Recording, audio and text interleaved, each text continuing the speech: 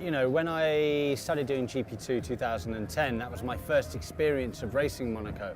I'd been here before as a tourist to come and watch Formula One, but first time racing it in 2010, and what a magical experience it was. I actually got on really well with the circuit straight away and managed to get both fastest laps that weekend. A bad pit stop denied me of a podium, but pole position next year in GP2, and then wins in 2012, 2013. So it's been a happy hunting ground for me in the past, and it is a magical place to come to do a race. It might not be the most spectacular race, or it might not be the most spectacular race track to race on, but it's everything else that comes with it that makes it so magical. It's everything that comes with it. It's the history, it's the glitz, it's the glam, it's Monaco. It has its own passion and soul. You know, we go to some places and we're starting to build a racing history in some places, like Paris and Rome and places like that are incredible backdrops for Formula E.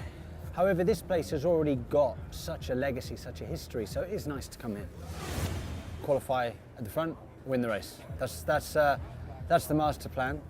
Whether that's possible or not, I don't know, but I think it's an achievable target. There's no reason why we can't do that. It will be difficult. There's tons of guys up and down this grid who are absolutely capable of sticking it on the front row of the grid. But yeah, we have had a tough time of it, and the fortune has to change at some point. I'd like it to change here. Sanya was difficult, being the first out in qualifying, and qualifying towards the back. I get taken out, fine. You think that that's your blip done. Get to Rome, puncture in free practice, meant that I had to use qualifying tyre all the way through free practice. Qualifying one again was slow. I think I was second in my group, just behind Da Costa. Started 13th, got hit by Lopez. Race done, effectively, came 11th.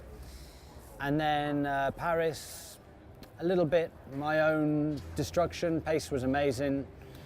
I didn't do any laps in the dry, so when I did qualifying, that was my first lap.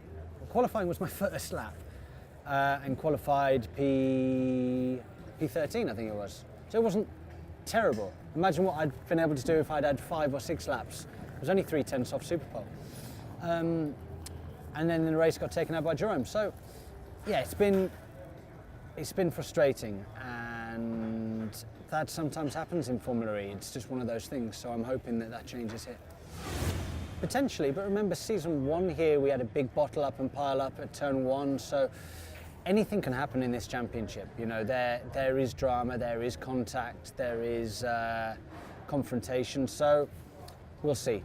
But the thing is that if you qualify at the front, normally you're out of that trouble.